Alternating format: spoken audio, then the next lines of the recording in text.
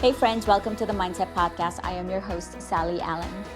And today we are going to talk about middle management's most frustrating catch 22. You need to showcase your value and get ahead in the company, but your value comes through other people's work. So how do you do this? How do you make yourself visible to senior leadership without taking credit away from your team? How do you advocate for yourself without it looking like you're throwing people under the bus? It's almost like a movie director. The film's success depends on everyone, the actor, the dancer, the videographer, and so on. But somehow you need to demonstrate that your leadership made the difference. Except in corporate life, nobody really teaches you this. They don't teach you how to do it gracefully.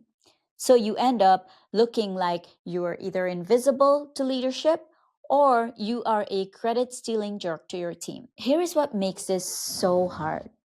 Good managers deflect praise downward and absorb criticism upward. So when your things go well and your team's doing well, you say, my team is crushing it. When things go poorly, you say things like, I take full responsibility. Listen, that is noble and it is the right thing to do. But it also makes you disappear in the eyes of senior leadership. And they sit there wondering how exactly you are contributing to all this success. Meanwhile, you're watching other managers who have no problem taking credit for everything and they're getting promoted while you're getting overlooked. And you start to wonder, am I being too humble for my own good? So how do you get visibility? How do you get the visibility you deserve without selling out your team and without looking like you are stealing credit? The first thing you need to learn is to take credit for creating the conditions for the success, not for the success itself. Instead of saying, I delivered this project, say, I built a team that consistently delivers complex projects on time.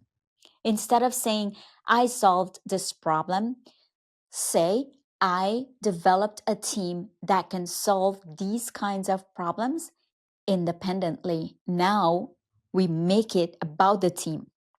You're highlighting your leadership skills while you're giving credit where it's due. The second thing is to make the team's wins visible along with your own.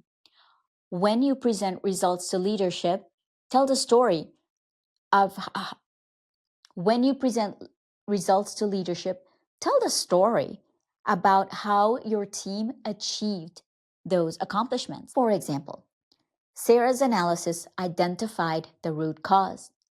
Mike's solution saved us 3 weeks on this project.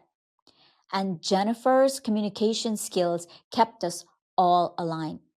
Now you're showcasing your team's talent while also showcasing that you know how to identify, leverage, and coordinate that talent.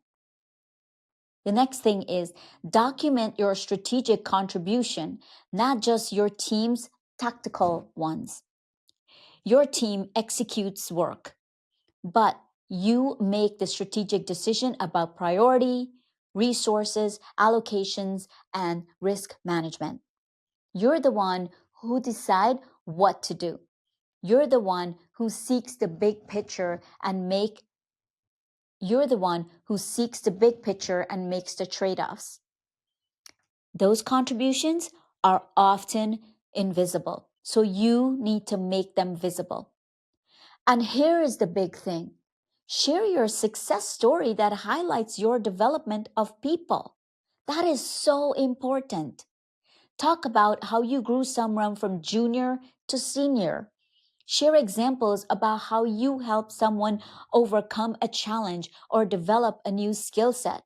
This shows leadership that you are not just managing work, you are building capability and creating future leaders. But not only that, you are creating a kick-ass high-performing team.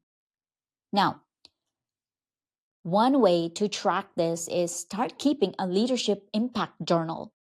Every week, Write down one example of how your leadership made a difference that won't have happened. Maybe you prevented a conflict, or maybe you made a key decision that developed someone's skill set, or connected the dots that others couldn't see. These stories become evidence of your value.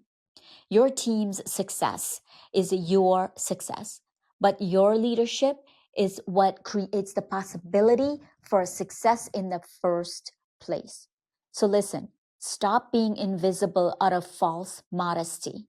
Stop letting credit grabbers get ahead of you while you stay humble. Advocate for yourself, but advocate in a way that lifts you up and lifts everyone else with you. You can make your team look good and make yourself look good at the same time. In fact, making your team look good is one of the best ways to make yourself look good. Great leaders develop great team. Show them both. Listen, no one's going to be advocating for you. No one's going to tell you, hey, look at this, you're doing a good job. I saw the other day when you were in the boardroom and that that presentation, you crushed it. No one's going to do that for you. Maybe you're fortunate or lucky to have someone to do that for you. At the end of the day, you have to learn how to advocate for yourself gracefully. And today, friends, that's a wrap.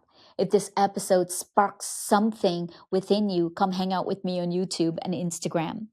And remember this, if you change your mindset, you can change your life. See you in the next episode. Have an amazing day.